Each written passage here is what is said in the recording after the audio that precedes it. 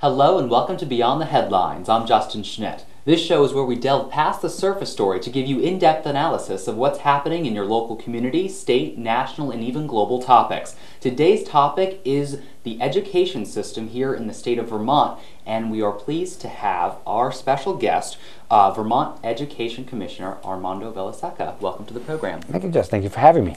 Now, you've been in the Vermont education system for over 29 years. It was 29 when I started. It's over 31 years now. Over 31 years. Yes. Pretty a long time Yes. to be a part of the system. Yeah. How has your experience prepared you to take on this role as Education Commissioner? Well, my experience started with teaching, and I started teaching in a rural school in Franklin County, and I've worked in rural schools as a teacher. I was a teaching principal of a small school in Windsor County that had 36 students, K to 6. I was also the principal of Essex High School, which is the largest high school in the state. Have been a superintendent in, actually was the principal of my home community in Westford, where I live, which is a small rural school of about 200 students. And then was a superintendent in a single district in Colchester, as well as a superintendent in a supervisory union which had multiple boards in Franklin County. So I think that, at least from an experience perspective, I have the full gamut, from small rural schools to large suburban high schools and single districts and supervisory union districts. So I'm not saying that I have experienced everything, but I think I have a fairly broad experience that has prepared me very well to lead Vermont schools. Now, what I found interesting in your bio is you're a native of Cuba. Yes, I am. Do you remember that experience? I do. I actually go back to, I was just back in Cuba in June. I came when I was 8 and moved to Vermont in 1975 after graduating from high school. At the time, UVM had a strong recruitment efforts for minority students, and I came up in a minority student program and stayed throughout. So I do go back to Cuba on at least once a year. I have family there, and my goal is to set up opportunities to bring teachers and eventually students to Cuba to share ideas of what things that we're doing in Vermont. Cuba has probably one of the better educational systems in all of Latin America, and what could we learn from them? What could they learn from us? And there's a lot we can learn from each other, but ultimately it's those people-to-people contacts which help demystify a country that we have chosen to isolate for the last 30-some-odd years. And it really is right now, I'm an advocate of lifting the travel restrictions on U.S. citizens and lifting the embargo. Actually, just as an aside, when Lieutenant Governor Brian Doobie and I went to Cuba in 2004 on a trade delegation, and Lieutenant Governor Doobie was successful in making sales to Cuba, agricultural sales, milk, apples, and the apples actually never went through because our own government held up some of it, as well as working with the Holstein Society, the U.S. Holstein Society, which is in Brattleboro, selling Cuba Holstein embryos. So there is a possibility for business opportunities for Vermont with Cuba, but under the current climate, it is very challenging to do that. Now, you mentioned Brian Doobie's name, so let's talk about the gubernatorial race just quickly.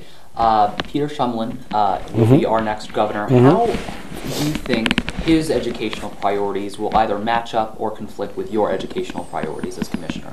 Well, I'm hoping there's no conflict. I'm hoping that Governor-elect Shumlin and I and the State Board of Education ultimately have a common vision for Vermont.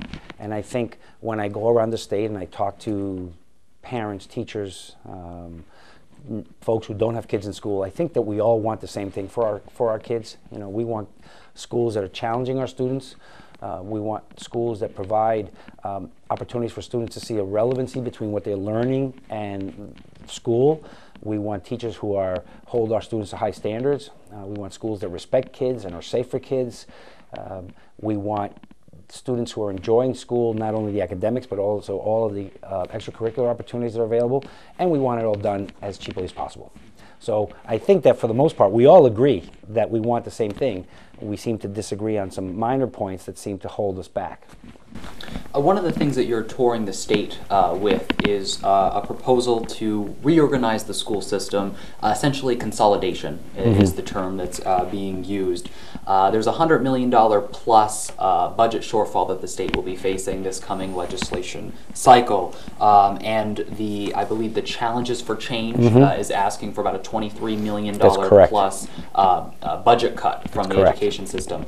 And you're trying to implement a school reorganization plan to help save money. Can you talk a little bit about the program for people that are getting a little nervous about hearing those words? Sure. And what I like to use the word merger as opposed to consolidation, only because merger really reflects a common interest coming together. Sometimes the word consolidation it's like something's being done to you. But regardless of what you call it, Act 153, which was passed this year by the legislators, provides incentives for voluntary mergers between school districts with a minimum student population of 1,250 and or 4 school districts combining together. And that is, I think, the first time, at least as I go back in history and looked at our legislators really started having these discussions and providing incentives for local districts to merge. My predecessor, Richard Cate, came out about 4 years ago with what he called the white paper. And his proposal was to take the 200 at a time, 280 plus school districts, and now we're down to about 278 school districts, into about 60, and using the current supervisory union boundary lines as a school district. I don't feel that went far enough because we have many supervisory unions that are very small. So my proposals and concepts, and I made a proposal last year during the Challenges for Change to look at somewhere around 45 school districts from our current 278. That proposal did not talk about closing any schools. It only looked at the administrative function and structure of the school district. What it would mean is that we would reduce the number of school boards from approximately 278 to about 45, which would also reduce all of the central office, would reduce the central office costs. We estimated somewhere around $17 million just by doing that and not doing anything else with schools. Number one, it would reduce the number of redundancies that we have. Every district is trying to do the same thing multiple times. This would have one district have to do something only once, and it would include all their member districts. It would enlarge the footprint of a school district that would allow more opportunities for choice within the district, should the community want that. It would provide for common curriculum, common contracts, common purchasing, all of those things that may not save, millions and millions of dollars, but if we could save a little bit here and a little bit there, it does add up. Now the big question then becomes is our student to faculty ratio. And when I say faculty and staff, I'm not just talking teachers. I'm talking all of our school employees, whether it's a superintendent, principal, teacher, bus driver, custodian, you name it. We have a ratio that right now is about 4.55. It's 4.55 to 1 using last year's numbers. So for every staff member, there are 4.5 kids. That is I do not believe that those ratios are sustainable in the long run, especially as we look at our student enrollment population, which is declining about 1.5% a year. In 1997, the state of Vermont had about a little bit under 107,000 students. We're under 90,000. Well, we'll know for sure once we get all the information from schools, but we anticipate to be 90 or below. And the projections are that it will continue to drop. As we look at our birth rates, there are about a little bit over 6,000 students, 6,000 children being born in Vermont every year, a little bit more than that. And as we look at our grades, K through 9, we're somewhere in that 6,000 student range. We have traditionally been around 7,000 students per grade. So what we have is a declining student population, but up until last year, our staffing numbers were continuing to rise. So you had a declining enrollment in schools, but it had an increased staffing, which drove up our per pupil cost. The more kids you have divided by the staff, the lower your per pupil cost. So I think those are all realities that we can't ignore. We are losing students, and we have to look at a system that will evolve with the changing demographics. You know, Justin, we have the current governance system that we have in Vermont was developed in 1892. We went from about 2,500 schools to about 300. So basically, we're using a 19th century model, but expecting 21st century results. And I don't believe that our current structure will allow for us to move forward, because we're always going to be challenged by the financial component. Let's talk about the issue of local control, because that's something that a lot of rural families in particular are concerned about, you know, especially with closing down of school. I know you said it doesn't specifically mention that, but let's say a hypothetical situation, you have a school of maybe 30 students total, kindergarten through, you know, K through 12, but then, you know, you go to a neighboring town and they have less students. In a situation like that, would you close one school and merge, as you say, with the other school, and in that way you are essentially closing a school in a community? Right. Act 153 does have a provision in there about closing schools, but what it says is that no school will be closed within the first 4 years of any merger unless the local electorate agree to do that. What happens after the 4 years? After the 4 years, then I think that's the uncertainty, and that the people fear is that after 4 years, that the new school board, which is now made up of members from each of the member districts, would have to make a determination of the viability of schools to stay open or not. And I think that the situation you described is not uncommon in Vermont. We have over 100 schools with under 100 students. We have schools as small as 13.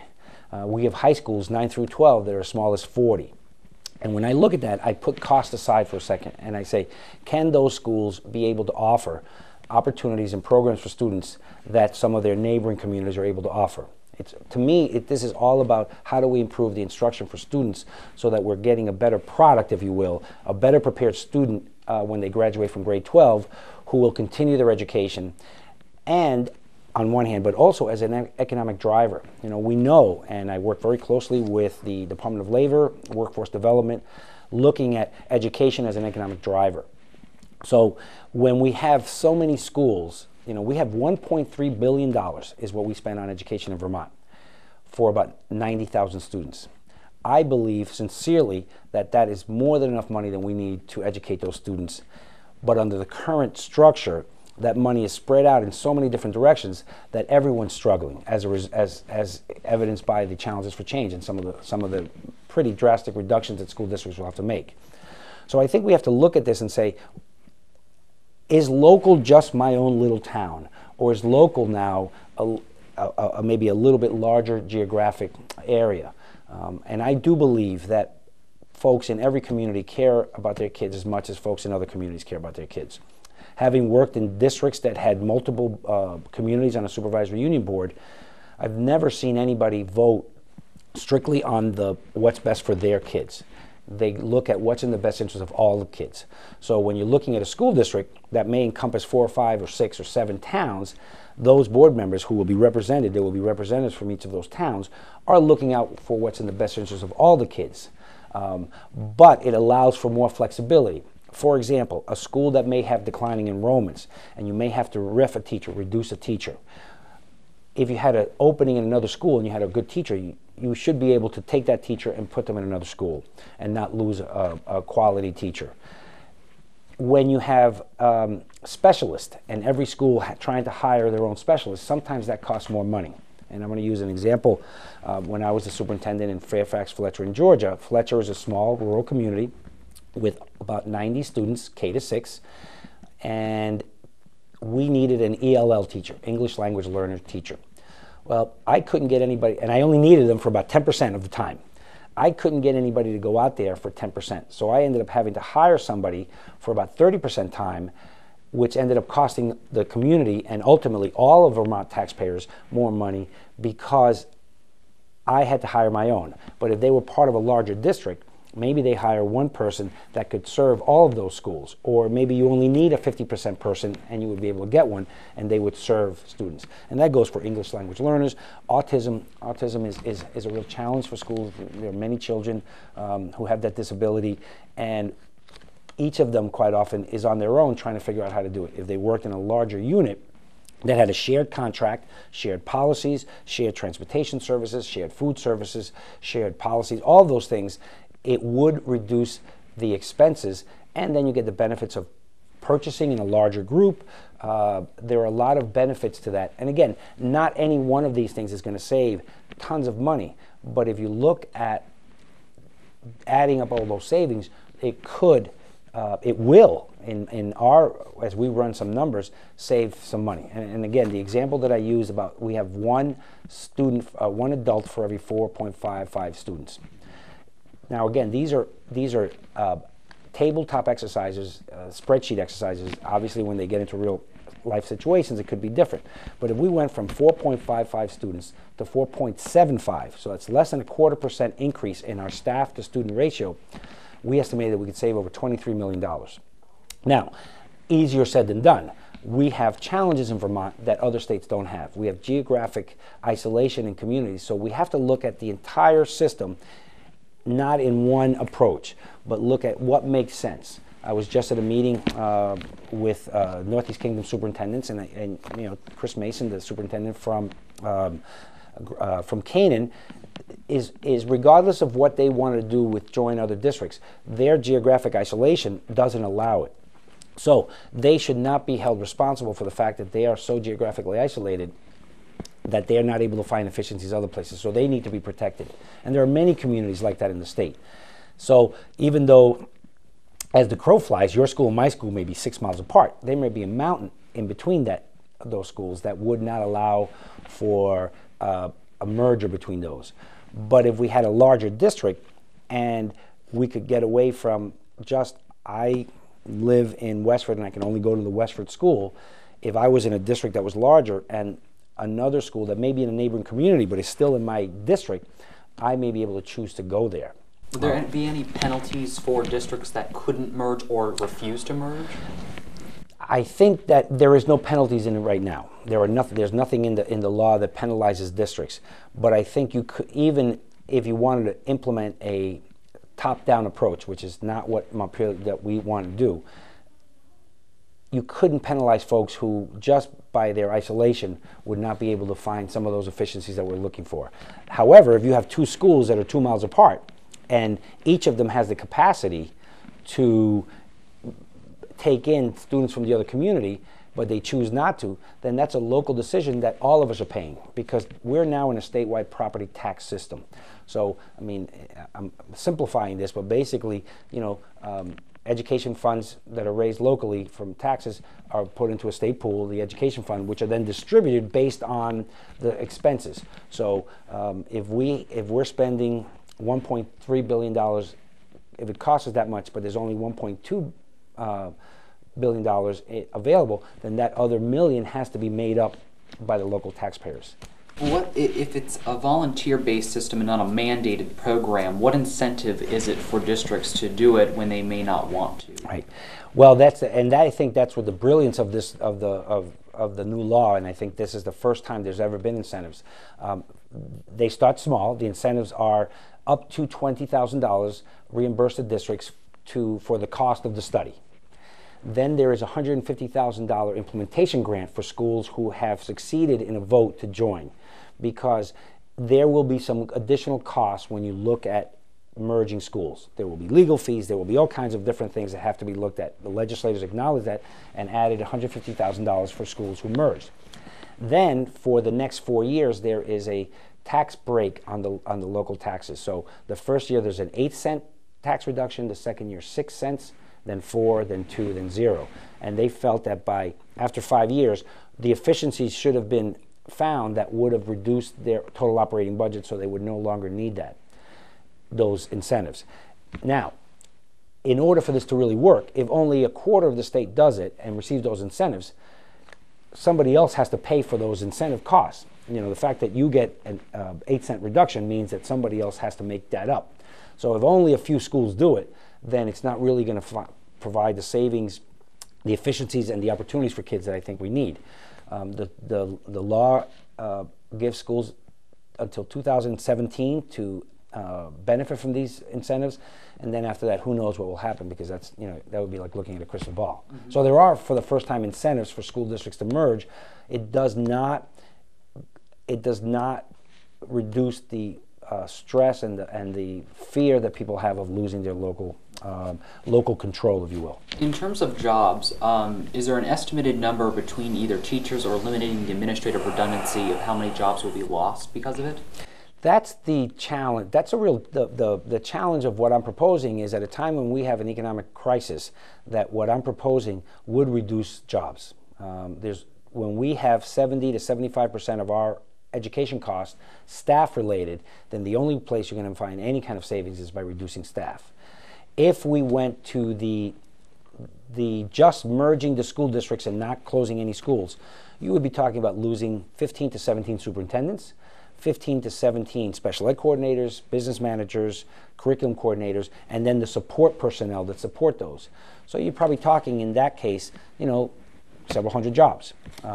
If you then start looking at finding those efficiencies in schools and having them merge, there would be loss of jobs. There would be loss of teaching jobs, there would be loss of principals' jobs, there would be loss of support personnel, cooks, bus drivers, all those things. Where are they going to go? In terms of if you lose a couple hundred jobs in the state of Vermont, what happens if they go elsewhere and we lose that tax revenue from them being residents? Well, not only do we lose the tax revenue, but do we also then have to pay for unemployment benefits and those other things. There's no action that we could do that is not going to have a consequence that may be positive on one hand for some people and negative for others.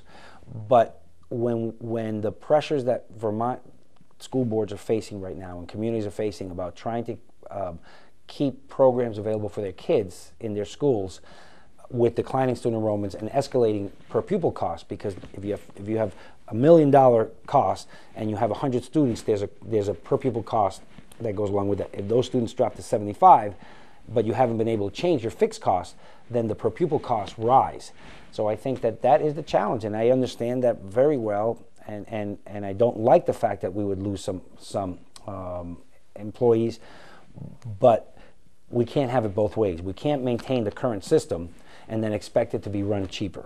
And I think the question about local control is an ambiguous question, because right now we have state and federal requirements around assessment, around curriculum, around teacher licensing, around special education, around the number of square foot per students in a school, the type of buses that could be used. When you look at all these things, there's a lot less local control than I think the average person believes there is.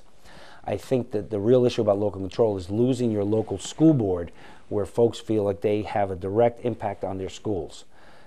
That direct impact has been diminished over the years, and now that we're in a statewide funding of education, decisions made in Reading, Vermont, or made in St. Johnsbury, Vermont, are paid for by the rest of the state. You mentioned earlier about the curriculum in terms of improving the curriculum during these mergers and trying to connect what you're learning in the classroom to the real life experience. How do you do that? That's a big undertaking, and it's something that's even talked about on the national stage of, especially with the high school dropout rate the way it is. How can you make it work in Vermont? One of the nice things about Vermont is that we have already, and it's acknowledged by just about every assessment out there, one of the strongest educational systems in the country. We do well compared to many of the larger states, but we don't have some of the issues. We have poverty.